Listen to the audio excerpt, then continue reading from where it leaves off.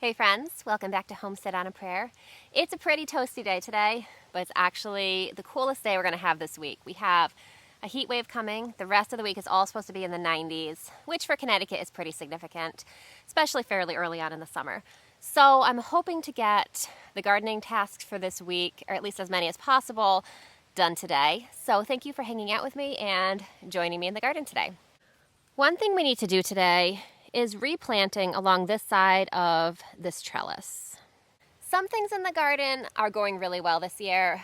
You know, that's how it goes every year. There's always some things that do well and some things that don't as much.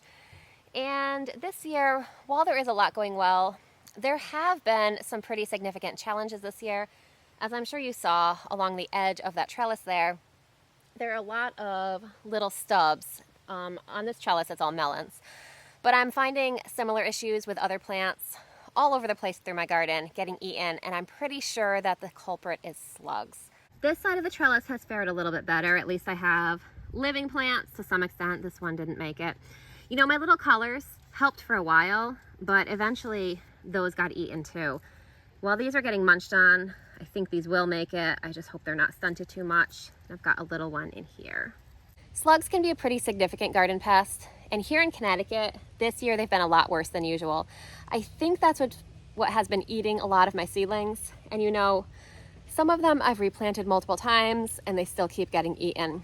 What I am starting to find now though, now that we're farther into the season, now that there are so many plants growing, the slugs have more to choose from, and so I'm noticing that fewer of my plants are getting eaten at this point, and so we are going to try again. Now, this side of the trellis, I have been planting repeatedly with melons, and those have been constantly targeted. I have very few melons that I've actually gotten to actually grow to a significant size. I mean, when I say melons, I'm talking about the melon plant, not the melon fruit. We don't have any fruits at all yet. I say yet optimistically, because based on how this season's going, we may not get any at all this year. So what I'm going to do over here, because I've replanted these, I think I've planted these 3 times, and every time they've been eaten. So you see this specific spot by my asparagus here. This isn't in a raised bed. This is just an in-ground garden patch. The slugs have easier access to that. And so anything I'm putting out here, I have to be prepared to potentially lose. So I think what I'm going to do, I'm going to give up on melons in this spot for this year. I think I'm going to replant this with pole beans. So you see, I have these arched trellises here. In this section of the garden, I have 3 of them. And those can be so beautiful when they're completely covered with plants through the growing season, making just a full arch canopy. Last year, the trellises in this section of the garden did not live up to their potential beauty, so I was determined to make up for that this year.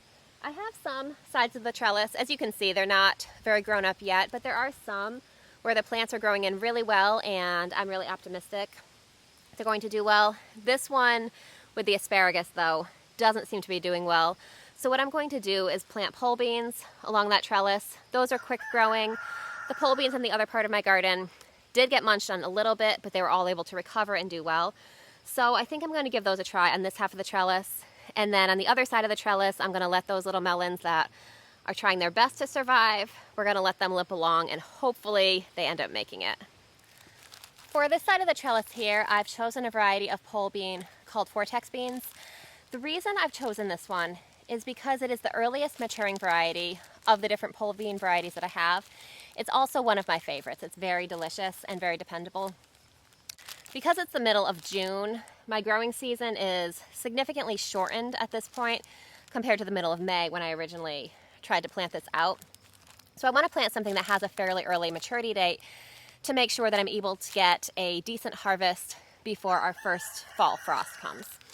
Now, this can actually end up being a little bit of a blessing. You know, planting plants repeatedly throughout the year at staggered intervals is called succession planting or succession sowing. And that can actually be great at extending your harvest. So I have many pole beans out in the main part of my garden planted. They're great. They're big plants doing well. I'll show you those in a minute so that you can see how they are about a month into their growing season. But they're going to most likely peter out a little bit before frost, and then I won't have as big a supply of beans. Where over here, these will be just starting when the other ones are kind of winding down. So this will definitely extend our green bean harvest So it's, it's a little bit of a blessing in disguise. We'll be missing out on melons, but we should have a longer green bean harvest. So I'm going to plant these just like I did earlier in the season. Just space them evenly around these metal poles here. I like to plant 2 to 3 around each side of the metal here. On this side, this one I only put 2 because you can see there's an asparagus growing. There's an asparagus growing here. But I'll put 3 around this one. And I'll just go through, do the same. I'm just planting them about 1 inch deep. I guess it is technically slightly possible that this plant may come back if it's able to produce more leaves from this section, but I'm not going to count on it. I'm going to go ahead and plant some beans over here too. So this side of the trellis is all planted with Vortex green beans. Now I did mention that the rest of this week is going to be quite hot. It's going to be in the 90s. That is kind of a mixed bag when it comes to planting seeds. That is going to increase the soil temperature, which does speed up the germination of plants like beans that are heat-loving plants. So these should germinate pretty quickly. The flip side of that is that it also is going to make the soil dry out more quickly. Seeds need moisture to germinate. And while these plants do prefer to germinate in warmer soil, they also do prefer the moistness. Cooler soil in the spring tends to hold on to moisture a little bit more easily. So I'm going to take advantage of the warmth this time of year, but what I'm probably going to do is come out here every day and make sure I water the spaces where I'm planting these seeds today. And then hopefully we'll see really quick germination followed by really rapid growth. So all along this fence here, I planted many cucumber seedlings. You can see this one is living. It's been munched on a little bit, but I think that this one will make it unless something starts munching on it a little bit more. Down the row here, there's a couple here. These don't look too bad. I think those will ultimately be okay. But you can see there's a lot of empty spaces where I did have cucumbers planted. They got eaten by, I'm assuming, slugs, and we're going to replace those today. We'll go look out in the main garden area in a few minutes, and I'll show you how my cucumbers are looking over there. But what you'll see is that I planted 2 sides of an arched trellis with cucumbers. On one side, I have primarily homemade pickles, which is, a classic green pickling cucumber. Those plants look amazing and healthy and huge. They were not touched by slugs. And then you'll see the contrast on the other side where I planted my silver slicer cucumbers. Those were unfortunately eaten down to the ground for the most part. I have, I think, 2 plants that are alive over there. So we'll see what happens. I love the homemade pickles, but I think the silver slicer might be my favorite. Maybe they're tied for my favorites, but I really like the variety of having that green pickling cucumber and the larger white slicing cucumber. They're both really delicious, and the silver slicer also stays nice and sweet. It doesn't get bitter all summer long, no matter how hot it gets, it seems like. So I really want to make sure that I have that pickle or that cucumber in my garden as well. I'm calling it a pickle. It actually, while the other one is a pickler, the silver slicer, if you pick it young enough, does make great pickles as well. So I'm going to plant some more silver slicer cucumbers along that fence there, and while I realize that they may get eaten, it might be an exercise in futility, we are going to try for it because we are going to be persistent in the garden this year.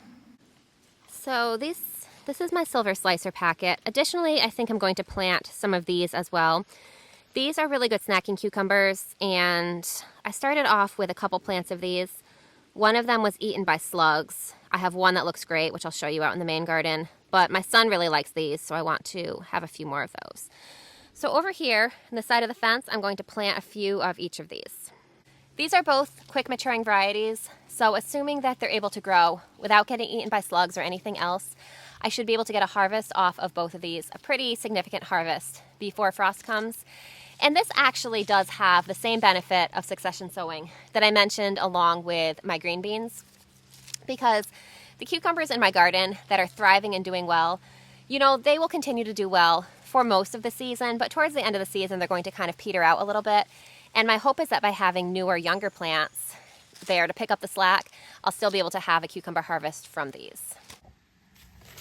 So here, this is the lemon cucumber.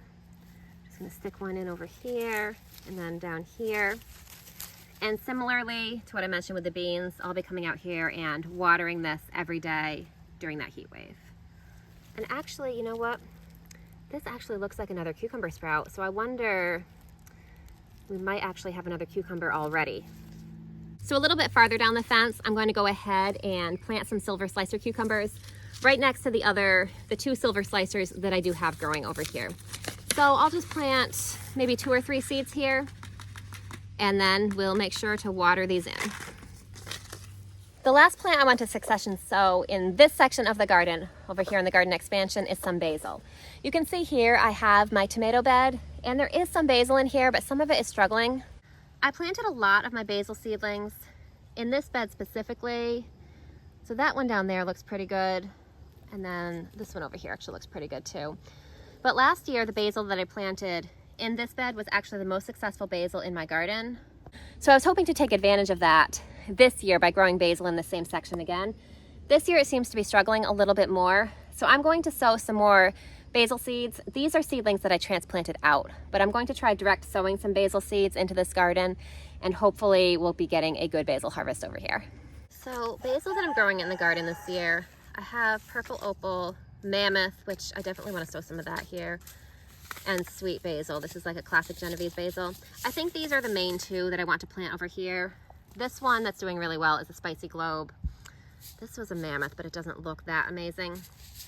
These are probably my 2 most frequently used basils, so I'm just going to sprinkle a couple of these in the garden.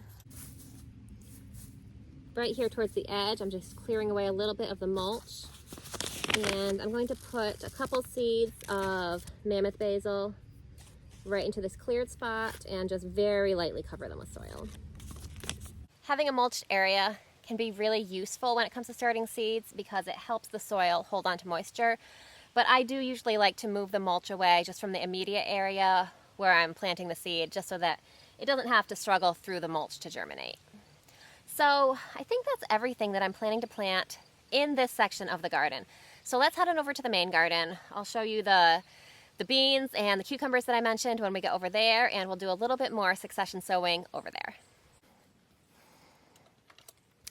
So right in the first part of the garden here, you can see my cucumbers. These are the homemade pickles cucumbers, and you can see these are doing really well. They're even starting to flower.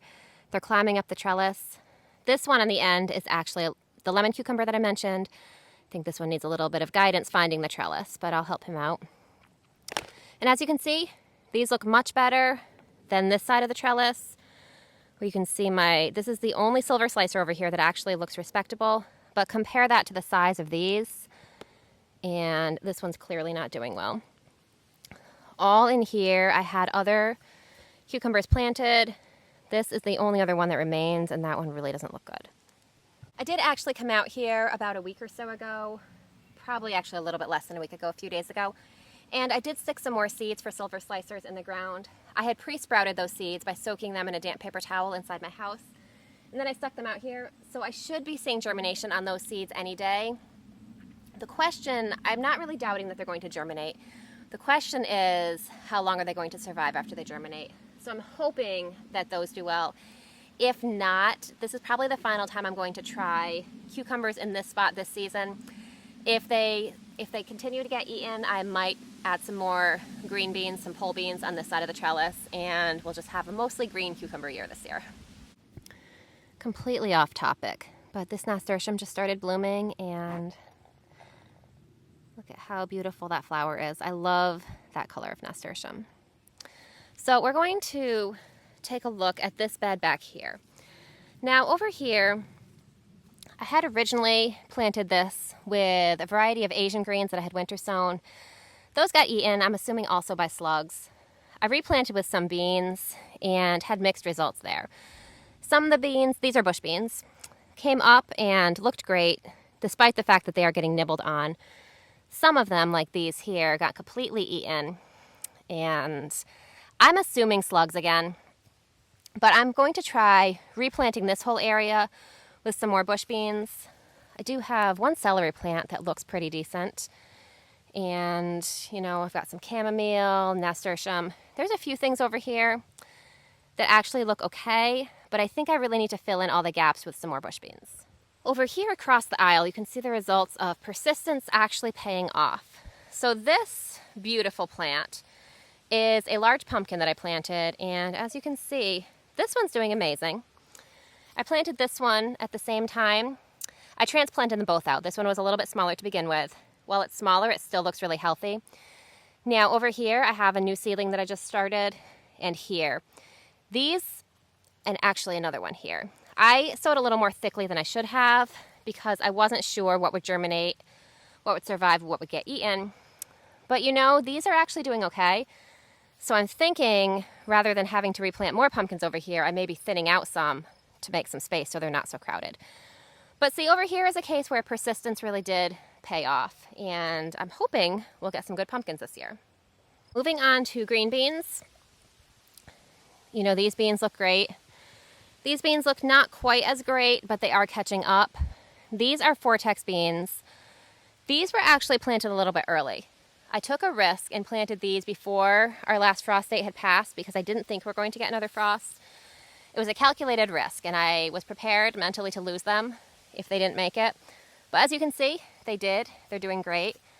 So these were planted a few weeks later. That's part of the reason they don't look as good. And as you can see, once again, slug damage. So I find with beans, they're very vulnerable to slugs right in the beginning when they first sprout. But once they can get a few sets of leaves on them, slugs don't really like to climb up this high. So if they can make it to this point, then they'll usually make it and be fine. And oh, I have a rogue bean climbing my tomato trellis. So I'm going to keep an eye on the beans here, and if it seems like too many of them are struggling too much and can't really catch up, I will replant some seeds in this area here, but I'm not going to do that today. I'm going to keep an eye on these and see if they can overcome the damage.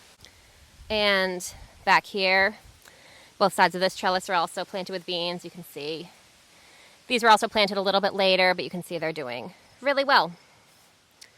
If we go down here, here is my beautiful lettuce patch, which you can see is definitely starting to bolt. So I'm not going to rip this out and replace it today, but this is something on my to-do list in the really near future. Lettuce tends to not do well in the summer. It doesn't like a lot of heat, and it's been fairly warm here, warmer than lettuce likes. So this lettuce is starting to bolt. So pretty soon I'm going to rip all this lettuce out and replace it possibly with a second sowing of summer squash, something that will tolerate the heat really well and that has a shorter maturity date. It's a little bit tricky to see because it's covered with insect netting, but in this bed here, you can see I have more lettuce planted mixed in with this broccoli here. This lettuce was planted quite a bit later than the lettuce I just showed you. And while there's some here and there that are bolting, for the most part, this lettuce still looks pretty good.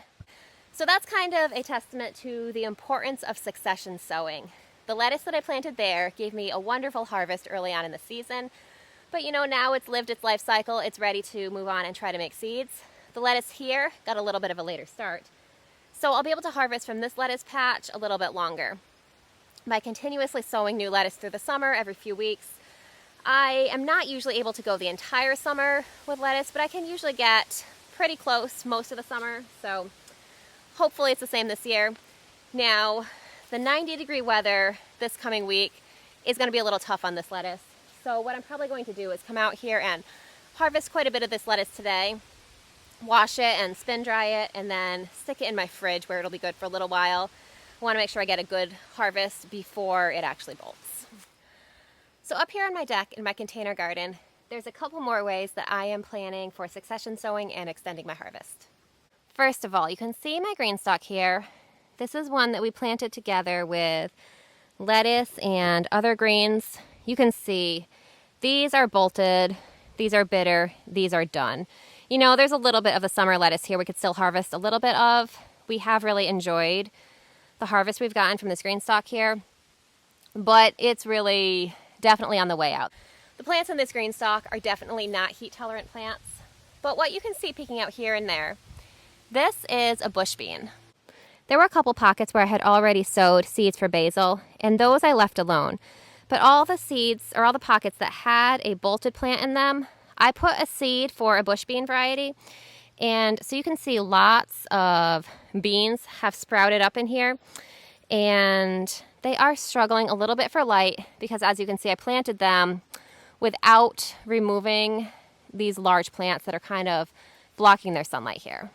So what I need to do with this green stalk is go through and clip off all of these plants that have bolted that we're not going to be getting any more harvest from.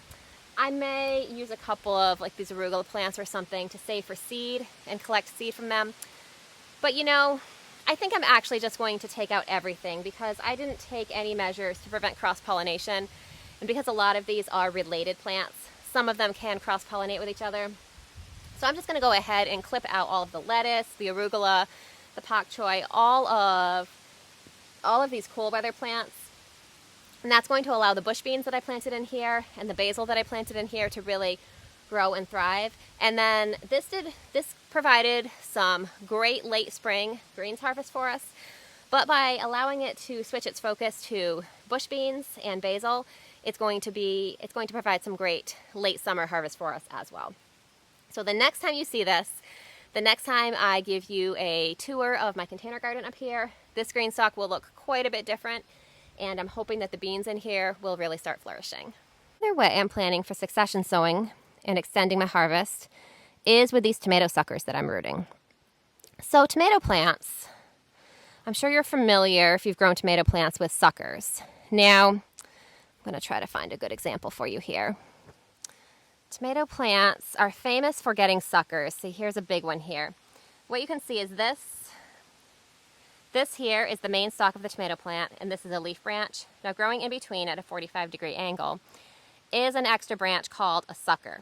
Most people will prune these suckers off of their tomato plants, or at least prune some of them off, because, you know, it's a little bit of a controversial thing, but it does tend to make your tomato plant a lot bushier and potentially more prone to disease if you leave them all on. I don't usually prune off all of my suckers, but I do prune off the majority of them. But the great thing about suckers is that if you prune them off when they're a few inches long, you can stick them, give them a clean cut at the base, and then you can stick them in a jar of water, and they will usually, over the course of about a week or two, grow roots for you and make basically a clone of the parent tomato plant and give you an entirely new tomato plant. Tomatoes are one of my favorite summer harvests from the vegetable garden, but because they're prone to disease, they don't usually yield for me the entire summer. But by starting these new plants, I don't see any significant sign of roots yet, but I'm expecting I should see roots fairly soon. These plants will be new and fresh and healthy. By planting those in early summer like this, they're going to be younger than all the tomato plants that I planted basically in late spring. They should be healthier and hold off on disease a little bit longer, basically giving me a second crop of tomatoes and extending my tomato harvest. That is the plan. So I do have a space prepared for those 2 tomato suckers once they root for me. So that's another way I am extending my harvest. So the garden is always a little bit of a wild card. You know, it's very different every year. You know, I can count on, there's certain things that do amazingly well for me some years, but I can't always count on those same things doing really well in following years. But there usually is at least something that does really well. You know, last year was an amazing green bean and cucumber year, but it wasn't really a great pepper year. So basically you just kind of have to adapt to whatever the weather and the conditions that year throw at you. And this year for me, that's meaning a lot of succession sowing. But I think that persistence is paying off. You know, my green beans are catching up. A lot of them are rebounding from the slug damage. My pumpkins look great. Despite some early damage, I think we're going to actually have a good cucumber harvest. So I'll just keep sowing, and sometimes I have to adapt a little bit, like how I had to kind of give up on melons, at least in that one spot this year, and replace them with green beans instead. But persistence in the garden does usually pay off, and honestly, it only takes a few minutes of my time to throw some seeds in the ground. You know, those seeds, a packet of seeds only costs a couple dollars. So if it doesn't work, I'm only out a few minutes and a few dollars. But this way I'm giving myself the best chance possible to have the longest harvest and the most abundant harvest from my garden. So I think that it is definitely worth a shot. So thank you for hanging out with me in the garden today and taking a look at some of the challenges that I am facing in the garden this year. You know, I still am anticipating a great year with an abundant harvest despite the challenges. There's a lot in this garden that looks really good too. So thank you for hanging out with me. I hope you're having a great day. I hope your gardens are doing well. I would love to hear what's doing well for you this year and what has been your biggest challenge in the garden this year. I hope you're having a great day, and I can't wait to see you soon. I'll see you next time.